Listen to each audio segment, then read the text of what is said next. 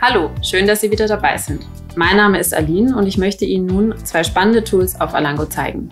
Das erste ist, wie Sie Listen anlegen können und das zweite, wie Sie verschiedene Versionen eines Buches auf Alango abspeichern können. Beide Tools sollen Ihren Unterricht noch intuitiver und einfacher gestalten. Seien Sie gespannt!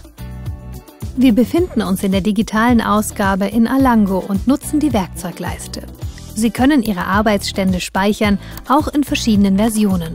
Um verschiedene Versionen der Originalversion anzulegen und abzuspeichern, wählen Sie in der digitalen Ausgabe den Button Version. Hier können Sie unter Version verwalten, eine neue Version oder eine bestehende Version löschen.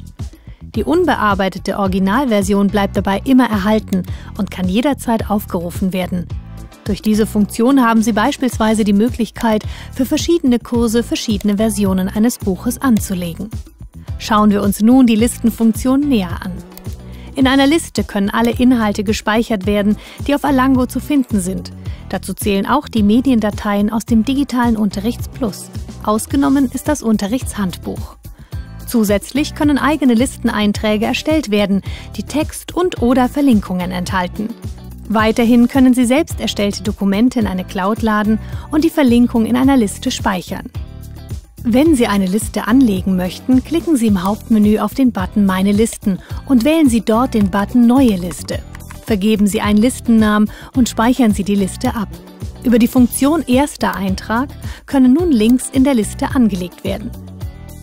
Mediendateien auf Alango fügen Sie mit nur wenigen Klicks zu Ihrer neuen Liste hinzu. Bereits erstellte Listen können Sie auch mit anderen teilen oder offline abspeichern. Das geht über das 3-Punkte-Menü. Listen können auch von anderen Personen empfangen werden. Diese stehen dann unter dem Button Empfangen zur Verfügung. Wenn Sie eine empfangene Liste bearbeiten möchten, müssen Sie die Liste zuvor kopieren. Halten Sie Ausschau nach Listen, die die Klett-Sprachenredaktion für Ihre Unterrichtsvorbereitung entworfen hat, und teilen Sie Ihre eigenen Listen mit Ihrem Kollegium oder Ihren Lernenden.